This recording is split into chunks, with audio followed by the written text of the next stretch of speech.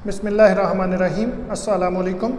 Welcome to my YouTube and Facebook channel. I am Rana Asam Aleem. अपनी पिछली videos में मैंने ज़िक्र किया जैकोबियन एंड कैरोलिन एज का, तो आज मैं ज़िक्र करने जा रहा हूँ रेस्टोरेशन पीरियड का। तो 1660 टू 1700 इस पार्ट को 17th सेंचुरी के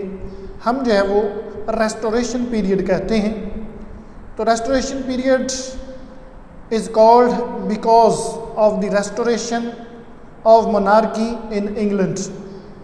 तो 1660 के बाद एक दफ़ा फिर से क्रोमवेल और जो प्यूरिटन्स थे उनको डिफीट करने के बाद चार्ल्स II, जो कि चार्ल्स I का बेटा था, तो जब चार्ल्स II को बीहेडेड किया गया, उनकी गर्दन काट दी गई, तो उसके बाद उसके ख़ानदान ने और उसके बेटे ने फ़्रांस में जो है वो पनाह ली और अब अपनी जिलावतनी ख़त्म करने के बाद वापस आकर फ़्रांस की मदद से इन्होंने प्योरिटन्स को शिकस्त दी और दोबारा से जो है वो चार्ल्स II जो है वो तख्त नशीन हो गया, किंग बन गया। तो it is called the age of Dryden. तो बहरहाल लिटरेरी पॉइंट ऑफ व्यू से हम देखें तो इसको एज ऑफ ड्राइडन कहते हैं, क्योंकि ड्राइडन ही इस दौर में one of the most dominating and most representative figure in English literature. तो उनके अलावा हमें कोई और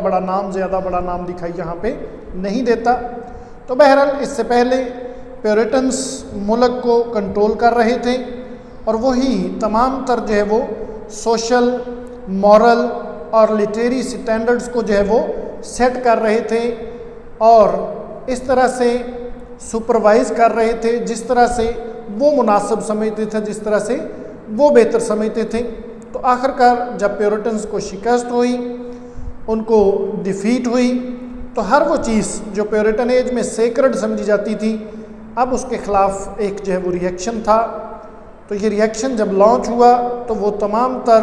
रेस्ट्रेंट्स और डिसिप्लिन जो था प्यूरिटन एज में, उसको अब मुकम्मल तौर पर इग्नोर कर दिया गया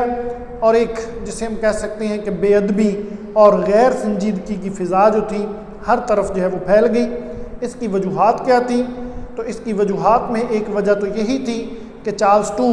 जो कि अपने बाप की जो है वो वफ़ात के बाद फ़्रांस में जाके जो है वो पनाहगज़ीन हो गया था, तो अब वो ख़ुद और उसके जितने भी फॉलोअर्स थे, तो उन्होंने जिस तरह की फ़्रांस में एक लूज़ और फॉपिश लाइफ जो है वो गुजारी थी और देखी थी, एक्सपीरियंस किया था, तो अब वो चाहते थे कि लंदन में भी, ब्रिटेन में भी उसी तरह का कल्चर, उसी तरह का जो है वो एक जो है वो फॉपिश लाइफ जो है वो उसको प्रमोट किया जाए। तो उन्होंने ओल्ड आइडियल्स को जो थे मुकम्मल तौर पे रिनाउंस कर दिया, रिजेक्ट कर दिया और इंग्लिश पोइट्री और ड्रामे में उस स्टाइल को फॉलो करने की और उस स्टाइल की डिमांड की राइटर से जिसको वो फ्रांस में जो है वो आदी हो चुके थे, जिसको फ्रांस में वो देख चुके थे। तो बहरहाल instead of Shakespeare and Elizabethan age their models, the poets and dramatist of the restoration period began to imitate French writers and specially their voices. तो बजाय इसके कि इस दौर के राइटर्स शेक्सपियर को और दूसरे बड़े जो एलिज़ाबेथन थे उनको अपने जो है वो मास्टर्स, अपने मॉडल्स बनाते, तो उनकी बजाय इन्होंने जो है वो फ्रेंच राइटर्स को अपना जो है वो मॉडल बनाया और स्पेशली उनकी वॉइसेस को, ना कि उनकी वर्चूज़ को। और उसका नतीजा ये हुआ कि वो जो एक ओल्ड एलिज़ाबेथन स्पिरिट थी और जो उसके साथ जुड़ी हुई जो है वो पेट्रियाटिज़म थी, उसके साथ जो एक love of adventure and romance था, एक क्रिएटिव विगर थी, एक जो प्यूरिटन स्पिरिट थी और कुछ ऐसी चीज़ें जिसमें मॉरल डिसिप्लिन और लव फॉर लिबर्टी था, तो ये सब ट्रेड्स अब पास्ट का हिस्सा बन चुकी थी। और ये एक ऐसा टाइम था कि जिसकी पोइट्री, ड्रामा और प्रोज़ या मुख्तसर तौर पे कोई भी जो यौन जो है वो ऐसी नहीं थी जिसको जो है वो हम कह सकें कि वो अचीवमेंट्स ऑफ एलिज़ाबेथन के साथ जो है वो कंपेयर किया जा सके। हत्ता कि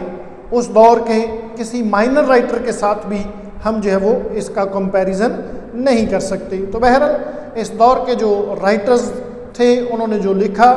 तो उनकी राइटिंग में एक ख़ास करेक्टरिस्टिक जो थी वो इवॉल्व हुई। ये बहुत बड़ी जो है वो एक डेवलपमेंट थी कि राइटर्स ने एक नई चीज़ को इवॉल्व करना शुरू किया, और जो नतीजा तो उन राइटर्स के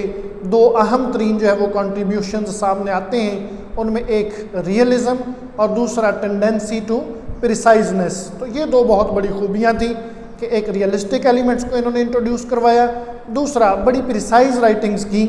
शुरू में रियलिज़म एक अगली शेप में हमें जो है वो नज़र आती है, सामने आती है, क्योंकि राइटर्स ने जो करप्ट सोसाइटी और कोर्ट की जो रियल पिक्चर थी उसको पेंट किया, और they were more concerned with vices rather than with their virtues. तो उन्होंने उनकी खूबियों की बजाय उनकी खामियों को ज़्यादा जो है वो पेंट करने की कोशिश की, और इसका नतीजा ये निकला कि एक कोर्स और एक जो है वो इन्फीरियर टाइप ऑफ लिटरेचर जो है वो सामने आया। तो बहरहाल वक्त के साथ साथ ये जो रियलिज़म की तरफ रुझान था ये बहुत ज़्यादा होलसम हो गया, और राइटर्स ने जो है वो ह्यूमन लाइफ को ज़्यादा रियलिस्टिकली और ज़्यादा बेहतर अंदाज में पोर्ट्रे किया। बल्कि ये कहना बेहतर होगा they tried to portray realistically human life as they found it, its good as well as bad side, its internal as well as external shape. तो अब आहिस्ता आहिस्ता जो है वो बेहतरी आती गई, और राइटर्स ने ज़िंदगी को तमाम तरह अच्छाइयों और बुराइयों के साथ जो है वो डिपिक्ट करना शुरू कर दिया। तो दूसरी तरफ ये जो प्रिसाइजनेस की तरफ रुझान था, जो कि रेस्टोरेशन पीरियड की एक चीफ करेक्टरिस्टिक बन गया, और इसने इंग्लिश लिटरेचर में एक जो है वो लास्टिंग कंट्रीब्यूशन जो है वो पेश किया। तो इसने